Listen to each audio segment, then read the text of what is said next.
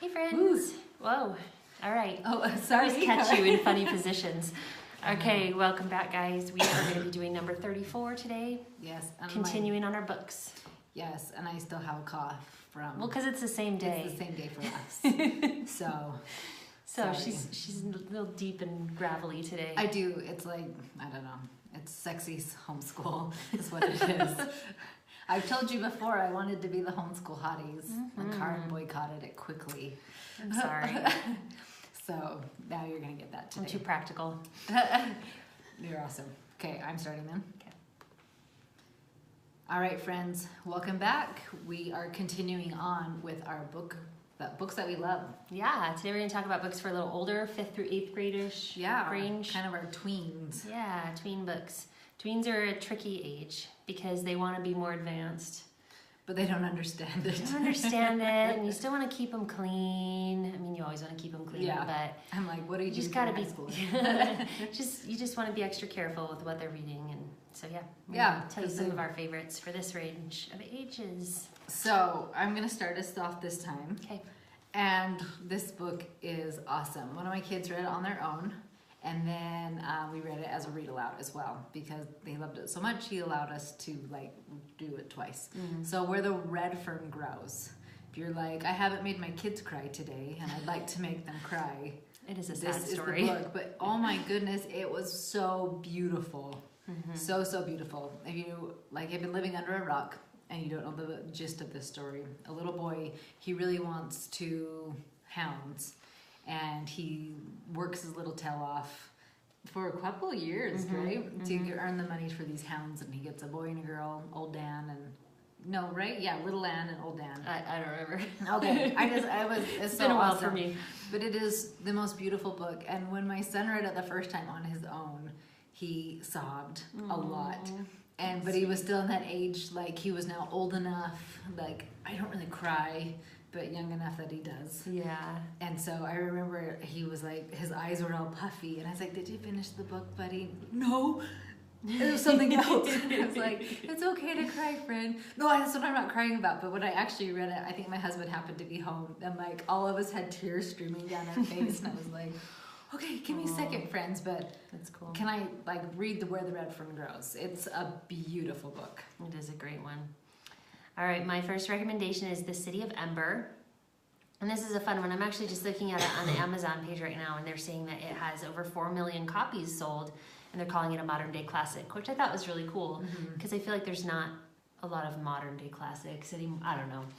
It's hard to find modern books that are still considered good classic stuff. But this is a really fun one, and it's one of those sort of dystopian type worlds where the people are they're underground, and it's this society where it's all dark and their lights are starting to dim and they're trying to figure out how to survive. And this one girl, the main character, finds this ancient message that gives her clues to figure out that she can save the city and also get out of where they are. They don't realize they're underground. Oh. And that's just where they live. And so she figures it out and, finds this way out. And it's a really cool story. It's a fun one for kids and just a good, survivalist type story and being strong and brave and having courage to do a hard thing. That's awesome. I haven't read that one. Now I keep buying books while we're talking. Sorry. Like I said, my magical Amazon account. Okay, this one is my son. I've had just a couple of my boys read it, and then I took it on a vacation because I wanted, I thought it was funny. But I always want to read what my kids are reading as well. But My Side of the Mountain. Fantastic book. It really spoke to my sons. But it's a little boy who, they have a big family, right? And they just live in a small apartment in the city. And he goes, I'm going to go live in the woods. And so he wasn't running away out of malice or I hate my family. He was like, I need adventure. And so he goes and survives in the woods. And his family, they're like, you'll be back tomorrow morning. You'll be so cold, you'll be back. So it's just the whole adventure of him surviving in the woods and with whatever he brought and learning how to eat and get clean water and some of the animals that he trains to help him. And it's a really fun adventure book. That is a great one. I just had a thought, and I'm trying to remember the name of this book that Krista had our kids read, and it was about the Berlin Wall Did your kids read this I don't one? know if they did. Oh, it was so good, and I'm trying to think of the title. I'll have to think about it next time. Now I'm wondering if they did. I know It was they so usually good. I'm gonna try and find it. But in the meantime, I'm gonna talk about my next one, which is Esperanza Rising, and this is a really cool one. It's a young girl she lived in a Mexican ranch, but they suddenly have to go and flee to California, and they're settling in a labor camp, a Mexican labor camp. And she has to work hard, and it's during the Depression, and it just kind of changes her whole life, and she has to learn how to do these hard things, and they're financially strapped, and just life changes. And it's about her, becoming strong and becoming brave, and through these hardships. It's a really good book, and one that my kids have enjoyed a lot. That's awesome. Okay, this one, it could actually be for younger readers, but I feel maybe because of the subject, I put it in for the olders. Mm-hmm. But it's called Number the Stars. Yeah. And it's a World War II book. And so it's just about the little kid trying to escape. And they're Jewish, and it's their story of trying. Now I should have looked it up too. I think they're in Denmark, and they can go over to Sweden. Is that right? I can't remember. I'm sorry. Sorry. I was so prepared with my other ones that So Lewis, I'm going to say that wrong, last name wrong. Lowry. Oh, Lois Lowry. Lois? Yeah, Okay. Lois.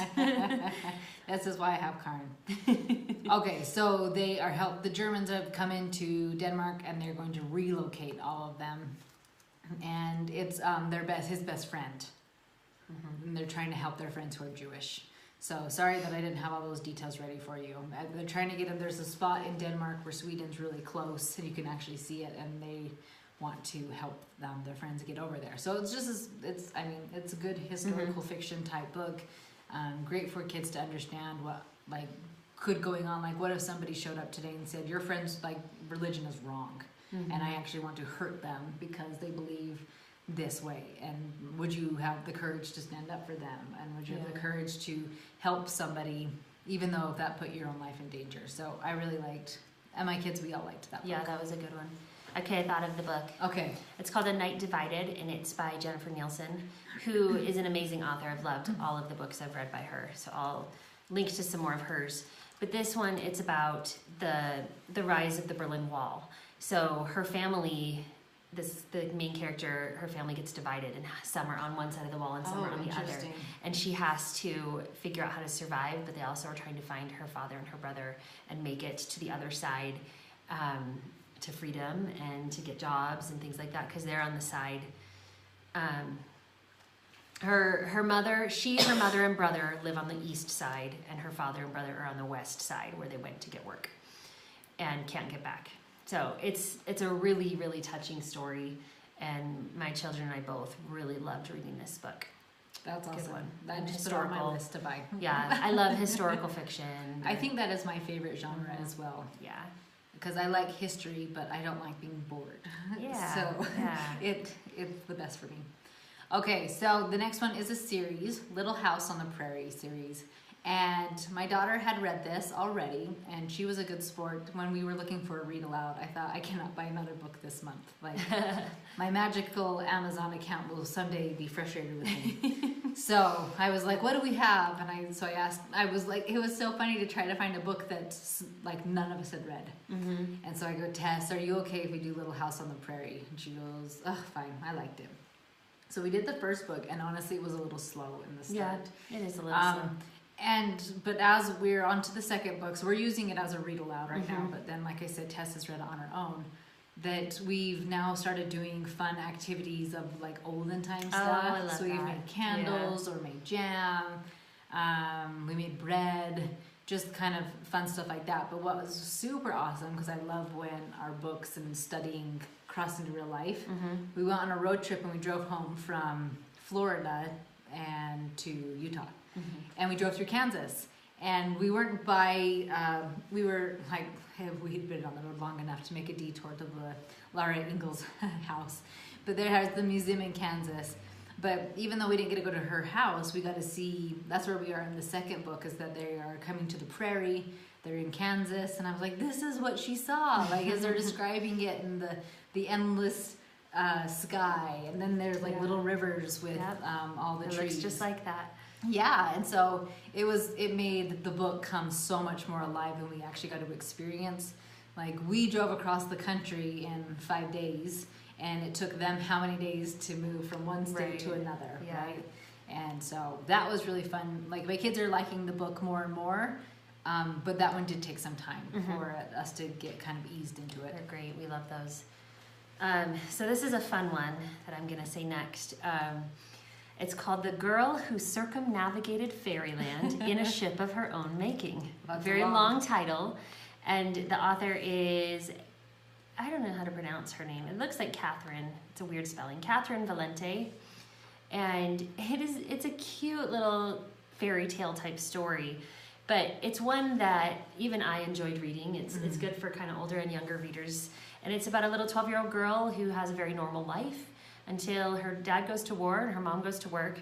And she is met at her kitchen window one day by a green wind, which is a man in a green jacket. But he tells her that he has to come on an adventure and her help is needed in Fairyland. And so she has to go to Fairyland and has to help solve these problems in Fairyland and goes around this place and helps solve the different problems that come up. And it's just a really fun story. And it is the start of a series, which, again, I haven't finished. Okay. We've only read the first in the series so far, but really loved it. Really had fun reading this book. That's cute.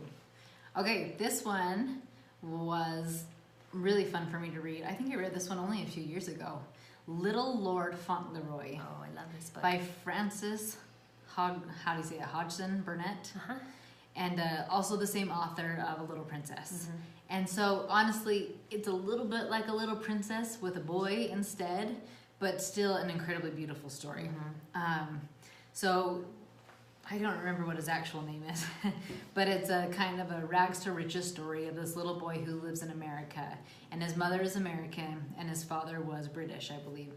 Yeah, because it goes to an English lord. Yes, and his father had come away to America, and after he passes away, this little boy is now becoming this lord of this manor.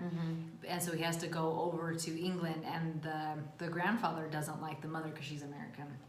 But the mother's just this beautiful, kind, and never says a bad word about the grandpa, and never says, do you remember the movie, the little boy, the World War II, and the dad never really wanted the little kid to know that they were in a concentration camp?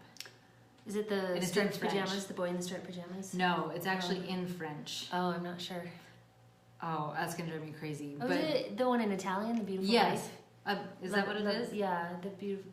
It's in Italian. Oh, I thought it was French. Is it Italian? I think so. Okay. Yeah. But anyways, it's that kind of idea that father didn't want his little boy to really understand he was in a concentration camp, and even as at the end of that movie, like when he knows he's going to die, like he makes it fun for his son. And so to me that's what this mother is doing for her little boy. Yeah. And just like, people are good and kind, and I'm going to treat them all as such, even when they actually are not being kind to her. Yeah. And it makes this little boy just so angelic and kind and beautiful because his mother's just feeding him full of beauty. And I love in that story how he loves the grandfather so much and has no idea that the grandfather is like the meanest, nastiest man to every other person he's ever known. But this grandfather has never been loved in that way because he was so nasty. Yeah. And so he grows to love, and he grows kinder because of this boy and his actions. And I loved that about that story. It's a good one. Are you looking up that movie? I am. It's driving me crazy now. All right, I'll go on with my next one, and this is called the Wing Feather Saga. And another series. We apparently really like series. Yeah. But the first one in this book, it's called On the Edge of the Dark Sea of Darkness. And these books are so much fun. I really love them. It's this little family who they have to escape, or I'm trying to remember how it all started. I think their house burns down and they have to escape and survive this like evil pursuit. I'm trying to remember the exact details of what happened. I just remember loving it so much. I haven't read Okay, here it is. I'm looking at the description so I can tell you guys better. Okay. They have a secret legend and secret jewels that they have to protect. And there's this evil man who's trying to catch them, and they have to basically travel across like this whole part of the country and make it away from these evil men trying to catch it from them. And anyway, it's a really cool series. I'm not describing it very well, but we loved them. And it was one of those that you just like cannot wait to read the next book because it leaves you on cliffhangers and you want to keep reading and they're so much fun. So awesome. They're definitely a must read on our list. Okay, the movie is called Life is Beautiful. Life is Beautiful. I was close. Yeah. So anyways. La Vita Bella. It was an Italian. Bella. Yes. Called. I don't know. I thought French. It's okay. Okay. My next book is Freckles. Mm-hmm, and this is by Jean Stratton Porter. And it looks like, they do have some paperbacks, but you can get it free on Kindle. Yeah. So that's always awesome. I loved this book too. I did too. And then she said Krista in one of our other ones, this actually was recommended from our friend Krista as well. But it's a homeless kid and he was maimed and abandoned as an infant. He doesn't have a hand. And they just call him Freckles. And they kind of give him this opportunity to help him out in the swamp. They're, what do I keep saying? Lumberjacks, right? And they do stuff with that. And so he's given an opportunity to guard the timber. And he finds happiness when you think that he has every reason to be unhappy. He's an orphan, he was abandoned, his hand is missing, and he was maimed, right? Yeah. And so he has all these reasons to be happy, but he still finds joy in life. And I think those are the books that really speak to me. So my kids have read this one. All of us have loved it. Yeah, it's a really good one. My next favorite, and this one I probably could have said in the younger ones. It's kind of a crossover. It's a very short book, but it is one of the most touching stories that made me cry.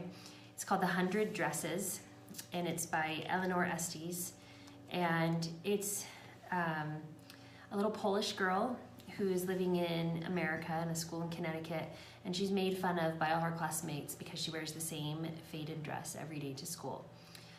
But then she claims that she has 100 dresses at home. And everyone knows she doesn't, but she gets bullied all the time. And they're just mean to her, terribly mean to her. And one day she's pulled out of school and she's gone. She never comes back. And they decide that they're gonna try and find her and figure out what happened to her. And they go to the house where she lived and discover that she was an amazing artist and had drawn 100 dresses, and they were hanging all around her bedroom. And each one had a picture of some of her friends from school with their faces, and they were dresses that she thought they would look beautiful in. And it was just this really sweet, touching story where it makes you think a lot about how you're treating people and the type of people that they are. And it was really touching. All right, so my last suggestion, some of these ones have been like more deep or like a good character, or like rising above opposition. This one's 100% for fun. It is Anything by Brandon Mull. And we have read Candy Shop Wars, Fable Haven, Dragon Watch, The Beyonders, Five Kingdoms, and my kids love them. And I've actually read all of them as well. I have too, and they're just tons of fun. My kids love them all too. Yeah, we did Candy Shop Wars as a read aloud, but everything else has just been us reading about it and then kind of just talking about it. The new Dragon Watch series, it keeps coming out around my birthday. And so Ethan bought me one every year for my birthday. Oh, that's so fun. Right before we left on our trip, he gave me the newest Dragon Watch book. And I was like, sweet. Like now I have a plain book and something for the motorhome. And it was cute because as soon as I finished it, Joshy, he plowed through it. And then Tessa, all three of us finished it on this road trip. That's fun. We still don't have the new one yet, but my kids are asking for it. No, we'll need our own. Yeah, but I've liked Brandon Mull. There's no sex. There's no swearing. I've heard some people don't like that some of them have fighting. Yeah, there's a but little bit it's of not fighting like in it. gore, like his guts were splattered across the scene. You know, Lord of the Rings, how gory those get. It's nothing like that. It's a lot younger, cleaner, and I think they're it's very like people die, but it's never like this grotesque. No. So my children have all loved Everything by Brandon Mull, and they're just like 100% just for fun books. So I don't actually have them as ever part of our school, but just like these are fun. And my last selection is similar. 100% for fun. Yeah. Great read alouds, great just for kids to read on their own. But these are the Shannon Hale books. And she's got two different series that we love. The Goose Girl, which the series is called The Books of Bayern. The Goose Girl is the first in the series. And they're just so much fun. I really enjoyed reading these, and so did my oldest daughter. Yeah. And then the other series is the Princess Academy, and another they're just loads of fun to read. Great for a light read for girls. Boys might like them. They're probably more girly. I don't think my boys have read them. My boys haven't read the Princess Academy. I think he's read the Goose Girl series. Because I think there was a co-op class we had that recommended it. Yeah, they're a lot of fun. Yeah, I like those ones as well. And then you can't like give a list without mentioning Harry Potter, because Harry Potter is just like everyone's favorite. Maybe not yours. Mine. We love them at our house. Megan doesn't love them very much at her house, but I feel like I need to explain myself. So tell like why you like them. Tell why yeah, I like why them? You like them, and then I'm going to tell why I don't like them. Oh, they're just so much fun, and the fantasy and the magical worlds. We just have a good time with them. I don't know what's not to love. Well, I feel like the first 4 books are the same. Oh, okay. Like Harry and his buddies are going to get into some mischief, and then they're going to figure it out. Right, like the storyline is very repetitive. I like a lot of it. Like people, so sorry. Here you go. So they're like, oh, she created all these things, and it's just Latin words. Like Veritaserum is literally true serum. Like I don't know. I think it's the like everybody loves it, and when everyone's like, you should love this, I'm like, I don't love it. It's okay. You don't have to love it. There's like making out. There's probably other people that don't love it. And I don't feel like it's evil. Like, I know some people are like, it's witchcraft and evil. And I don't feel like it's that. Like, it's just a fun story. And I read them all. And my big kids read them all. And we would read them. My husband read a few of them. And he was like, I just read the exact same book. Oh, that's so funny. And so he was like, I have no desire to read. I think that might have been like the last fun series he read. He's like, now he just reads informational books. That's funny. But like, I just feel like they're the same story over and over, and then they get dark. I remember getting scared in one of them. They were a little bit scary at They're times. dark. Yeah. Yeah. So, anyways, I don't like dogs, and I don't like Harry Potter. So I hope you can still be my friend. Like everybody likes dogs and Harry Potter. And That's so funny. We love Harry Potter at our house and have read the series over and over and over. So we can still be friends. Look, that's okay. And I've even seen the movies. Do you want to hear a funny story about the movies? Sure. So my husband and I went, if you haven't read Harry Potter, stop now because this is a spoiler alert. So the scene where Dumbledore dies. And real big spoiler alert. Yeah. Oh boy. Okay, I warned you. Like, have you been under a rock? Anyways, so Dumbledore is falling to his death, and if you remember that scene, it's completely silent, like no music, nothing, and the theater was pretty dead, and the gentleman near us farted, like audibly loud farted. So it is this like dramatic scene of Dumbledore dying, and my husband and I are like have busted up laughing, and it was so inappropriate, and we're just like, we're not laughing at the movie. This guy just farted, and so anyway, yeah, so. There you go. That's my own 2 cents about Harry Potter. We don't have the books at my house. So way to end this episode with a bang. With a fart. Oh, yes. That's funny. That's funny. Yeah, so those are some of the books that we love. Like, we really could, other than and Harry don't Potter. love. I actually thought it would be interesting to do an episode of books we don't love. Oh, okay. Yeah. Harry Potter would make my list. That's hilarious. But now you know that one. So if that's an episode you guys are like, what books do you not love? Or like books you've read, you're like, throw this away, this was trash. Mm-hmm. So maybe we'll do that. If you guys want that, let us know. And be ready for an earful from me. That would be funny. Yeah. All right. Well, thank you guys for tuning in again. We love having you listen.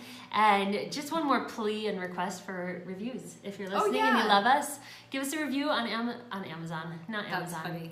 We're On, not Amazon. What's that thing called? iTunes. That's Yes. the one. Give us a review on iTunes so that it can kind of help us creep up in the rankings a bit so others can find us. Yeah, and we've slowly been growing, so that's awesome. Yeah. And people are sharing it, and we love you guys. We do. Next week, we are going to be talking about books for high schoolers. Mm-hmm.